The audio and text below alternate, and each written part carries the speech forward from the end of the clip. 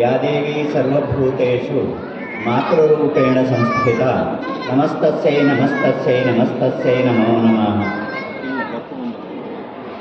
रत्नाकराधौतपदां हिमालयकिरीटिनीं ब्रह्मराजर्षिरत्नाढ्यां वन्दे भारतमातरं वन्दे भारतमातरम्। परमपूज्याः यतिश्रेष्ठाः नमः सभायै सभापतिभ्यश्च। ವೇದಿಕೆಯಲ್ಲಿ ಉಪಸ್ಥಿತರಿರುವಂತಹ ಗಣ್ಯಮಾನ್ಯರೇ, ಮುಂಭಾಗದಲ್ಲಿ ಆಸೀನರಾಗಿರುವಂತಹ ಮಾತೃಶಕ್ತಿ, ಸಜ್ಜನ ಶಕ್ತಿ ಹಾಗೂ ಆತ್ಮೀಯ ಹಿಂದೂ ಬಾಂಧವರು,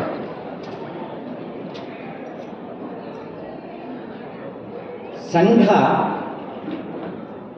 ಸ್ಥಾಪನೆಯಾಗಿ ತನ್ನ 100 ವರ್ಷಗಳನ್ನು ಪೂರೈಸಿದೆ.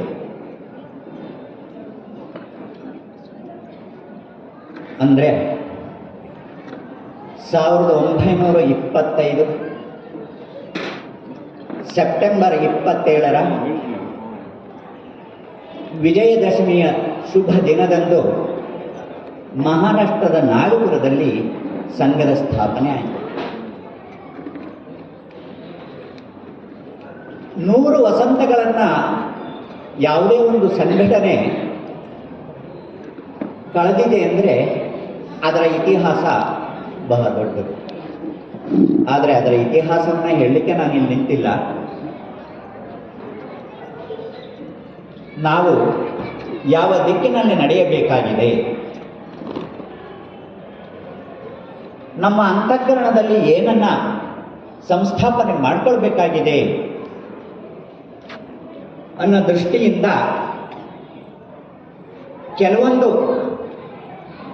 ಭಾವನೆಗಳನ್ನು ತಮ್ಮೊಂದಿಗೆ ಹಂಚ್ಕೊಳ್ಳಲಿಕ್ಕೆ ನಾನಿಲ್ಲಿ ನಿಂತಿದ್ದೀನಿ. ಸಂಘ ಸ್ಥಾಪನೆ ಮಾಡಿದ್ದು ಆ ಸಂದರ್ಭ ಸ್ವಾತಂತ್ರ್ಯ ಹೋರಾಟದ ಸಂದರ್ಭ. ಸಂಘದ ಸ್ಥಾಪನೆ ಏಕಾಯಿತು ಅನ್ನೋದ್ರ ಮೂಲ ಸಂಘ ಸ್ಥಾಪಕರಾದಂತಹ ಡಾಕ್ಟರ್ ಕೇಶವ ಬಲಿರಾಮ್ ಹೆಡ್ಗೇವಾರ್ ಅವರ ಬಗ್ಗೆನೂ ತಿಳ್ಕೊಳ್ಳೋದ ಅವಶ್ಯಕತೆ ಇದೆ. ಅವರು ಹುಟ್ಟು ದೇಶಭಕ್ತರು. ಸ್ವಾತಂತ್ರ್ಯ ಚಳವಳಿಯಲ್ಲಿ ಸಕ್ರಿಯವಾಗಿ ಭಾಗವಹಿಸಿ 2 ಬಾರಿ ಜೈಲುವಾಸವನ್ನು ಅನುಭವಿಸಿದ್ದಾರೆ. 1921 ಮತ್ತು 1930ರಲ್ಲಿ.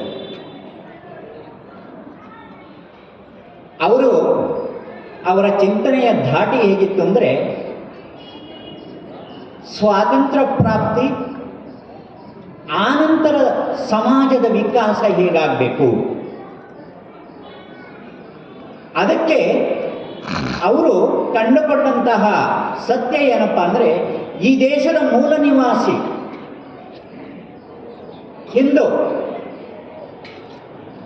ಹಿಂದುತ್ವ ಈ ದೇಶದ ಪಹಚಾನ್.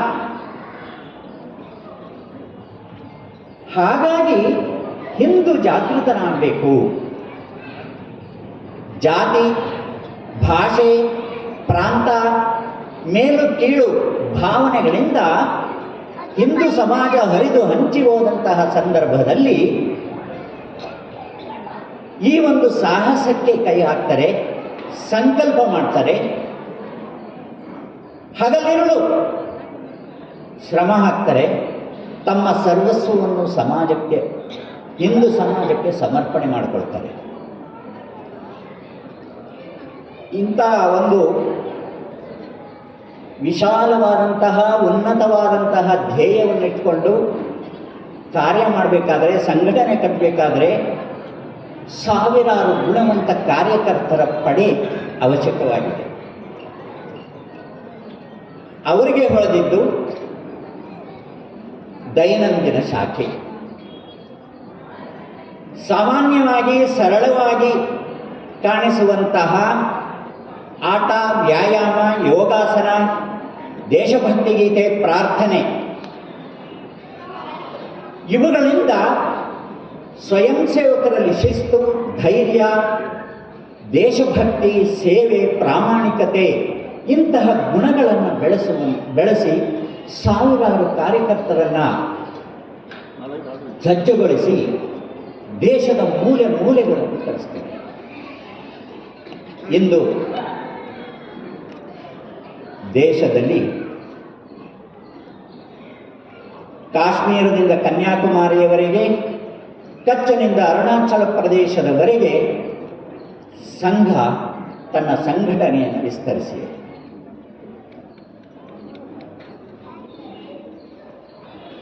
ದೇಶದ 6,618 ತಾಲೂಕುಗಳಲ್ಲಿ 92% ತಾಲೂಕುಗಳಲ್ಲಿ ಸಂಘದ ಚಟುವಟಿಕೆ ನಡೀತಾ ಇದೆ. 51,740 ಸ್ಥಾನಗಳಲ್ಲಿ 83,129 ಸಂಘದ ನಿತ್ಯ ಶಾಖೆಗಳು ನಡೀತಾ ಇದ್ದಾವೆ. ಇದರ ಜೊತೆಗೆ 26,640 ಸ್ಥಾನಗಳಲ್ಲಿ 32,129 ಸಾಪ್ತಾಹಿಕ ಶಾಖೆಗಳು, ಮಿಲನಗಳು ನಡೀತಾ ಇದ್ದಾವೆ. ಇವತ್ತು ನಾವು ಎಲ್ಲ ಕಡೆ ಹಿಂದೂ ಸಮಾಜೋತ್ಸವವನ್ನು ಆಯೋಜಿಸ್ತಾ ಇದ್ದೀವಿ. ಖಂಡಿತ ಪ್ರಚಾರಕ್ಕಾಗಿ ಅಲ್ಲ, ನಮ್ಮ ಕರ್ತವ್ಯ ಬೋಧೆಗೋಸ್ಕರ. ಜಾಗೃತ ಹಿಂದೂ, ಜಾಗೃತ ಭಾರತ. ನಾನು ಮಾತನ್ನು ಮುಂದುವರ್ಸಕ್ಕೋಗಲ್ಲ, ತಮ್ಮ ಸಮಯ ಮುಗಿದಿದೆ ಅಂತ ಚೀಟಿ ಬಂದಿದೆ ಹಾಗೆ. ಹಾಗಾಗಿ ನಮ್ಮಲ್ಲಿ ಏನು ಕೊರತೆಗಳಿದಾವೋ ಅವುಗಳನ್ನು ನಿವಾರಣೆ ಮಾಡ್ಕೋಬೇಕಾಗಿದೆ. ಕೋಟಿ ಸವಾಲುಗಳಿಗೆ ಒಂದೇ ಉತ್ತರ, ಅದುವೇ ಹಿಂದೂ ಭಾವದ ಜಾಗರಣ. ಇದನ್ನು ಮನಸ್ಸಿಟ್ಟುಕೊಂಡು ನಾವು ಮುಂದುವರೆಯೋಣ.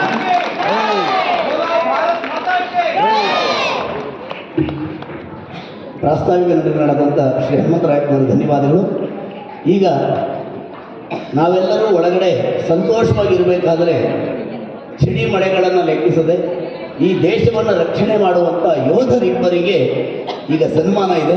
ದಯವಿಟ್ಟು ಶ್ರೀ ನಾಗರಾಜ್ ಅವರು ಹಾಗೂ ಶ್ರೀ ಹರಿವಂತ್ ಪಂತ್ ಅವರು ದಯವಿಟ್ಟು ವೇದಿಕೆಗೆ ಬರಬೇಕು ಅಂತ ವಿನಂತಿ ಮಾಡ್ತಾ ಇದ್ದೇನೆ.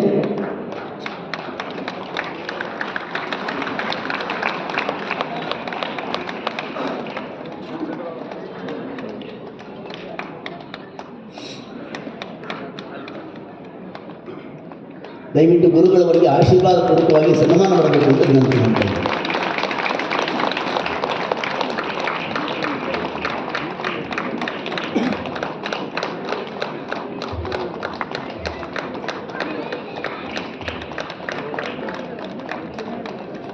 ಶ್ರೀ ನಾಗರಾಜ್ ಅವರು ನಾನ್ ಕಮಿಷನ್ಡ್ ಆಫೀಸರ್ ಆಗಿ ಸೈನ್ಯದಲ್ಲಿ ಸೇವೆ ಸಲ್ಲಿಸಿ ನಿವೃತ್ತರಾಗಿ ಪ್ರಸ್ತುತ ನಮ್ಮ ಜಯನಗರ ಒಂದು ಆರಕ್ಷಕ ಠಾಣೆಯಲ್ಲಿ ತಮ್ಮ ವೃತ್ತಿ ನಿರ್ವಹಿಸ್ತಾ ಇದ್ದಾರೆ. ಅವ್ರ ಬಗ್ಗೆ ಪ್ರವೀಣ್ ಅವರು ಒಂದೆರಡು ಪರಿಚಯಾತ್ಮಕ ನುಡಿಗಳನ್ನು ಆಡ್ತಾ ಇದ್ದಾರೆ. ತಮ್ಮ ಜೋರಾದ ಚಪ್ಪಾಳೆಗಳನ್ನು ನಾಗರಾಜ್ ಅವರು 1976 ಜನಿಸಿದ್ದಾರೆ ಕೊಡಗೆರೆನಲ್ಲಿ. ಇವರು ಕಾರ್ಗಿಲ್ ಯುದ್ಧದಲ್ಲಿ ಸಹ ಭಾಗಿಯಾಗಿರ್ತಾರೆ. 21 ವರ್ಷ ಸೇವೆ ಸಲ್ಲಿಸಿ ಇವರು ನಿವೃತ್ತರಾಗಿ ಪೊಲೀಸ್ ಇಲಾಖೆಯಲ್ಲಿ ಸೇವೆ ಮಾಡ್ತಾ ಇದ್ದಾರೆ. ಇನ್ನೊಂದು ಹೆಗ್ಗಳಿಕೆ ಏನಪ್ಪ ಅಂದರೆ, ಸುಮಾರು 4 ವರ್ಷಗಳಿಂದ ಇವರು ವಿದ್ಯಾರ್ಥಿಗಳನ್ನ ಉಚಿತ ವಸತಿ ಮತ್ತು ಟ್ರೈನಿಂಗ್ ಕೊಟ್ಟು ಅವರು ಆರ್ಮಿ ಸೇರಿಸಲಿಕ್ಕೆ ವ್ಯವಸ್ಥೆ ಮಾಡಿದ್ದಾರೆ. ಸಾಧ್ಯವಾದಷ್ಟು 36 ಜನ ಇದುವರೆಗೂ ಸೇರಿಕೊಂಡಿದ್ದಾರೆ. ತಾವು ತಮ್ಮ ಮಕ್ಕಳನ್ನ ಸೇನೆಗೆ ಸೇರಿಸಬೇಕು ಅಂತಂದರೆ ನಾಗರಾಜ್ ಸರ್ ಅವ್ರನ್ನ ಭೇಟಿ ಮಾಡ್ಬೋದು. ಅವರು 3 ತಿಂಗಳ ಏಪ್ರಿಲ್, ಮೇ, ಜೂನ್ನಲ್ಲಿ ಈ ಒಂದು ಕಾರ್ಯಾಗಾರನ ನಡೆಸ್ತಾ ಇದ್ದಾರೆ, ಉಚಿತವಾಗಿ ನಡೆಸ್ತಾ ಇದ್ದಾರೆ. ತಾವು ಅವ್ರನ್ನ ಭೇಟಿ ಮಾಡಿ ಇದ್ರ ಬಗ್ಗೆ ಇನ್ಫಾರ್ಮೇಷನ್ ತೊಗೊಬೋದು. ಧನ್ಯವಾದಗಳು.